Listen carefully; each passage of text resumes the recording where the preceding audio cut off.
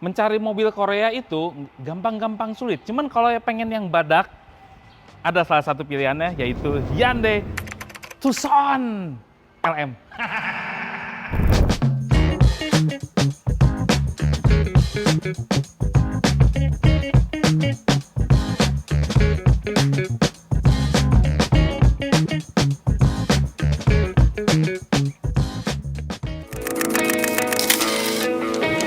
Jadi selamat datang di channel Motomobi.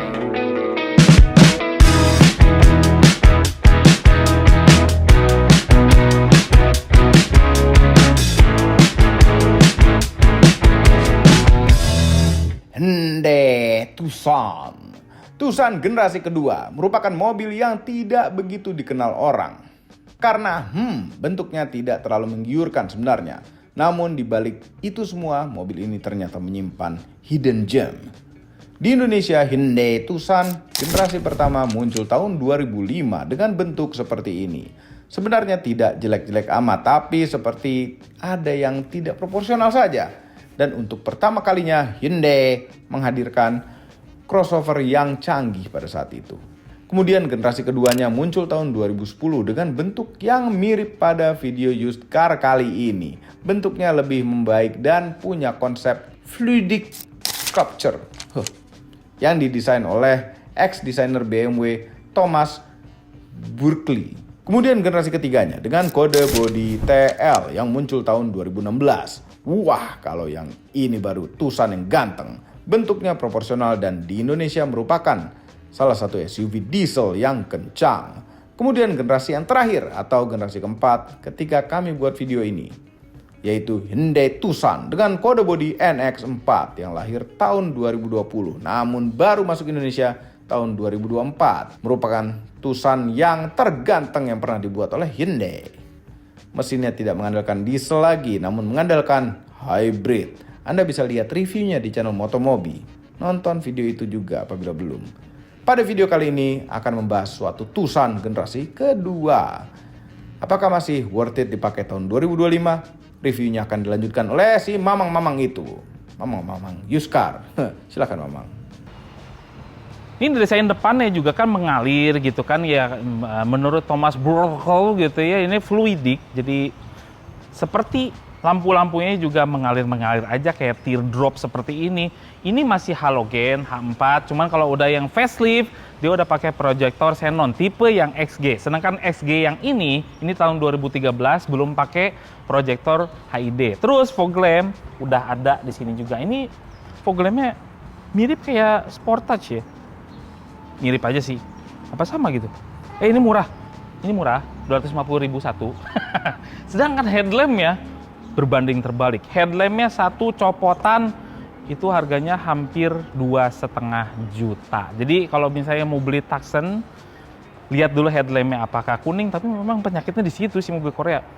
Apakah kuning, apakah retak? Nah ini bisa dilihat dulu di sini ya, karena ini harganya cukup mahal. Terus body part di sini juga cukup tricky, jarang dan agak-agak sedikit pricey gitu. Itu aja sebetulnya Tucson yang ini. Sedangkan mesinnya, kenapa Mamang bilang di awal video, ini mobilnya bandel? Karena mesin Theta 2 ini juga dipakai oleh ini adalah basicnya dari Mitsubishi Outlander. Yes, itu yang pertama, 2000 cc 4 silinder, gampang ditemukan spare partnya.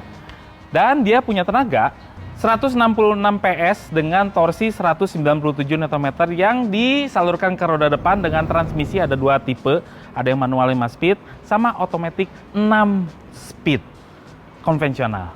Ini dia mesinnya. Ini tergolong bandel mesinnya juga, dan katanya sama pemiliknya, bisa dilihat di situ Instagramnya. Ini radiator dari pertama beli, radiator ya, itu belum pernah diganti, asalkan dikuras 40.000. Itu salah satu kebandelannya ini. Terus selang-selang juga masih asli. Ini padahal kilometernya udah tinggi, belum ada yang diganti dari area part. Transmisinya juga belum pernah ada yang diganti. Ini cukup bandel mobilnya, mesinnya terutama. Nah, tapi di faceliftnya di tahun 2014 mesin ini itu diganti. Jadi kodenya NU. Kalau ini kan Theta 2 ya. NU itu jadi mesinnya baru. Horsepower-nya berkurang sedikit jadi 158 PS dan torsinya juga berkurang, cuman keiritannya lebih bagus daripada tipe yang ini. Kalau NU memang nggak tahu basicnya apa, cuman kalau pengen ngambil Tucson, ambil aja mesin yang ini. Karena ini udah tahu basicnya dari Mitsubishi 4B11 Outlander Sport. Oh iya, kelemahan lain kalau misalnya pengen beli mobil ini gitu ya, lihat mesinnya, terutama lihat AC-nya. AC-nya tuh merek Dowon, dan itu memang agak-agak kurang ya kualitasnya. Cuman dingin sih, dingin.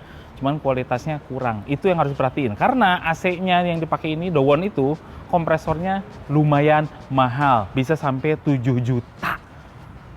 Jadi kalau mau beli Tucson, lihat AC-nya. Terus yang menjadi perhatian lagi kalau misalnya pengen beli Tucson, itu dilihat dari link stabil. Itu yang agak lemah. Sedangkan yang Tyrot-Tyrotnya masih oke. Panjangnya mobil ini cukup kompak, 4,4 meter aja dengan wheelbase 2,6 meteran. Dia pakai velg, mesinnya nggak gini.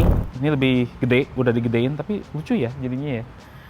Lebih kecil dari ini. Terus depannya cakram, belakangnya cakram juga. Oke, untuk harga-harga partnya biasa aja kalau itu. Kampas rem depan itu 300 ribuan dan samalah kayak mobil Jepang yang lainnya. Terus ini lihat fluidiknya sampai ke sini-sini. Fluidik itu semuanya ya. Terus nggak ada roof railnya, itu nggak ada. Bedanya dengan tipe XG gitu ya. Yang facelift itu ada yang namanya sunroof. Ya, gitu aja. Desainnya tuh bermain aman sih kalau di sini sih. Ini di spionnya juga udah ada LED di bagian samping. Model tarik seperti ini. Udah, nggak ada yang istimewa sih sebetulnya. Belakang-belakangnya khas Hyundai juga dari zaman dulu gitu ya. Yang lampu belakangnya memanjang sampai ke samping seperti ini. Bukan memanjang ke sini ya, malah ke samping. Terus udah lengkap. Ada topi belakang, tail brake rem, antena kecoa tuh di atas tuh yang tinggi gitu kan, ada kecoa. Terus juga ada rear defogger, wiper, sensor parkir belakang. Terus ditambah aksesoris kayak gini. Rear fog lamp gitu ya.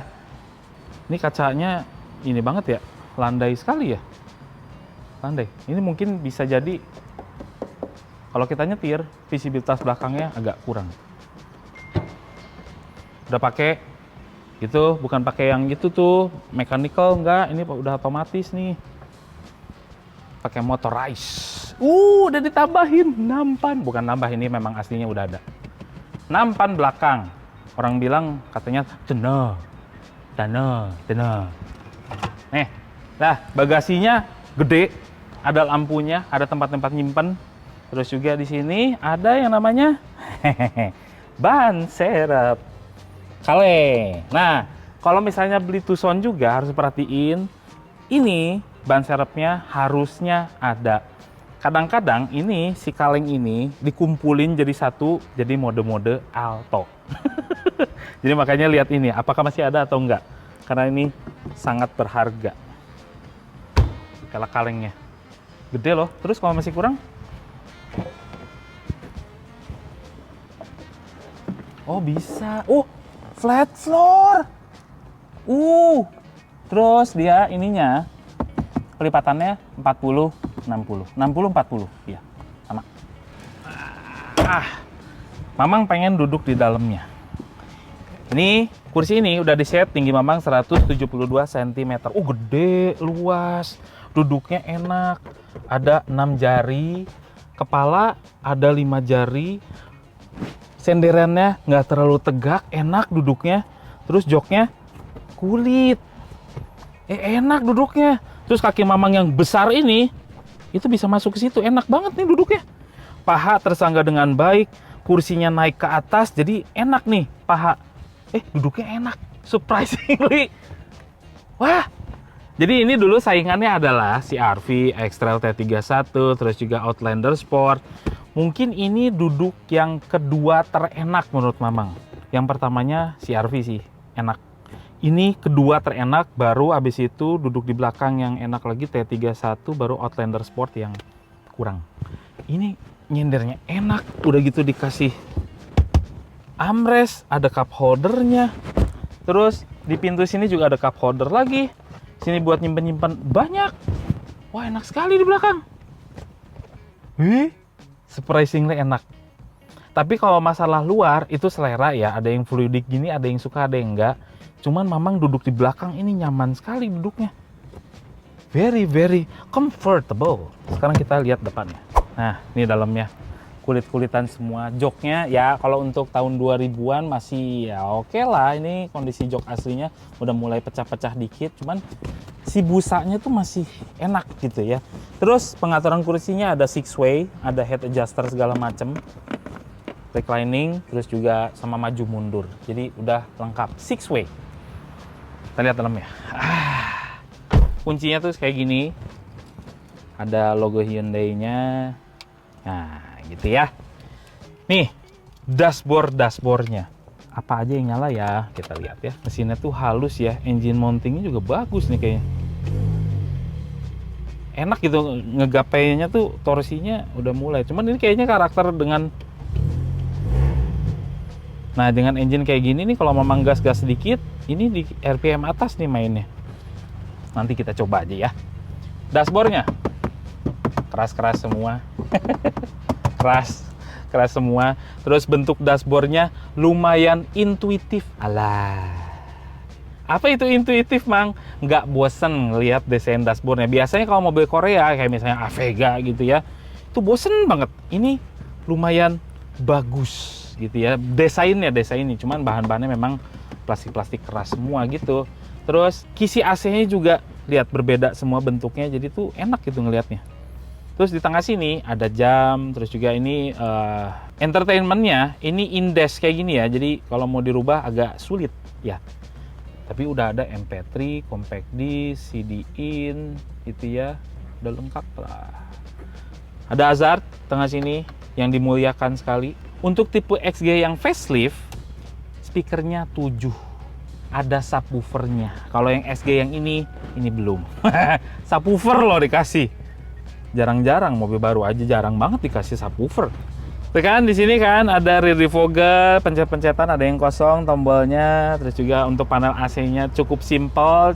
Mamang suka yang model putaran seperti ini, temperaturnya ada heaternya juga, arah semburannya lengkap, ada maksimum AC. Terus di bawah sini ada tempat penyimpanan terbuka gitu ya, kayak ada buat narik-narik juga nih.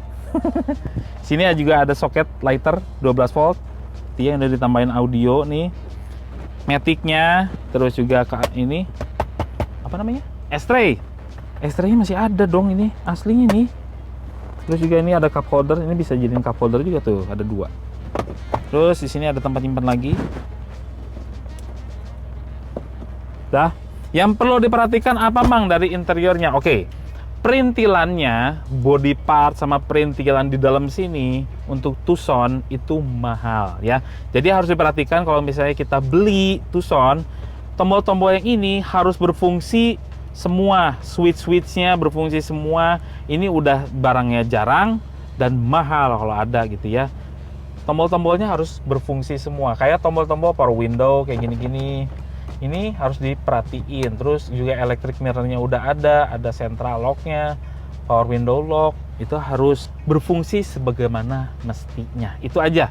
Terus di sini ada tempat penyimpanan lagi yang lumayan gede sih. Ini penuh. Pakai. Terus apalagi tempat penyimpanan enggak sih? Di pintu tuh ada tuh. Tuh, bottle holder segala macem udah ada. Tempat speakernya juga unik tuh. Oh, ada vanity mirror nih, cuman nggak ada lampunya, sayang sekali. Terus juga lampu kabinnya ditekan saja. Terus juga ada tempat kacamata. Spion tengahnya model night and day secara manual. Speedometernya masih model yang kayak zaman dulu, cuman lampunya warna biru itu aja. Bukan model yang Optitron kayak gitu-gitu, enggak. Modelnya biasa aja, kayak gini. Terus di tengah sini MID-nya bisa nunjukin apa aja, Mang, gitu ya. Mari kita lihat. Range dengan bahan bakar yang tersedia ada di sini juga. Terus berapa keiritannya? 12,7 liter per 100. Berarti kalau bisa dikonvert itu sekitar 1,7 lah ya. Dengan mobil yang rute kombinasi. Ini MID, ini belum tentu akurat. Dah, jam digital, lengkap loh. Segini tuh lengkap. Nyetirnya gimana, Mang? Posisi duduknya. Enak loh sebetulnya. Bentar ya. Lebih enak lagi kalau ada tilt steering. Teleskopiknya nggak ada. Cuman ini udah oke. Joknya meluk mamang, enak. Posisinya juga udah pas. Visibilitasnya memang agak sempit, apalagi belakang. Ya, agak sempit memang belakang. Bener kan? Terbukti kan mamang ngomong. Karena landai, biasanya yang landai-landai gitu agak-agak terbatas. Jadi kecil gitu, ruangnya cuma segitu. Dah. Sekarang kita ngapain ya? Test drive. Masih apakah worth it si Tucson ini dipakai di tahun 2025? Mari kita coba. Oke, sekarang memang ada di dalam Hyundai Tucson Tucson. Gimana rasanya Mang mobil Korea yang satu ini? Katanya kan terkenal bandel dan segala macam. Nah, berarti kan yang nonton tinggal nungguin rasanya bagaimana nih Mamang ceritain. Kalau dari cara duduknya, cara nyetirnya, handlingnya, Mamang bilang sih approve. Ini mobil enak sebetulnya. Dipakainya enak, cara duduknya juga enak, untuk jalan jauh sih nggak akan capek. Iya. Posisi duduknya juga enak. Apa yang harus dikomplain ya? Nah, tapi memang ini kerasanya mobil kan compact ya, nggak terlalu lebar juga. Ada rasa-rasa lebarnya di sini. Itu ada lebar, kayak yang jauh banget ke kiri ya, gitu. Handlingnya menurut Mamang untuk sekelas SUV bagusan di CR-V, bagusan X-Trail, ini di bawahnya X-Trail sedikit lah. Nggak terlalu tajam-tajam banget. Cuman suspensinya Mamang suka, rasanya empuk. Yes, di kecepatan tinggi juga oke. Dan ini Mamang jalan di 80 km per jam. Itu nggak kerasa cepat. Ini mobil kayak masih jalan di 60 km, masih di 50. Kerasanya pelan, padahal ini mobilnya kenceng. Ini mobil enak nih. Ya, ternyata ada kejutan di balik mukanya yang begitu. Menurut beberapa orang mungkin ada yang nggak suka juga mungkin ya. Cuman dipakainya ini mobil enak. Iya, enak. Ini setirnya belum EPS ya. Kalau yang pre-facelift ya, ini belum EPS. Tapi yang setelah facelift itu menjadi EPS. Makanya ini rasa setirnya sangat natural. Cuma memang handlingnya nggak sebaik itu. Kita cobain mesinnya. 166.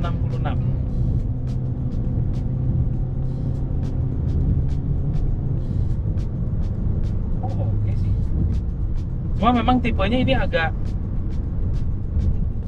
slow ya. Tenaganya tuh kayak gak keluar semuanya gitu, kayak kalau Honda tuh kan ditekan gasnya wah. Kalau Tucson enggak. Delivery-nya tuh smooth gitu. Cuman nanti lama-kelamaan menjadi kenceng. Ini cocoknya karakter kayak gini tuh buat cruising gini mobilnya.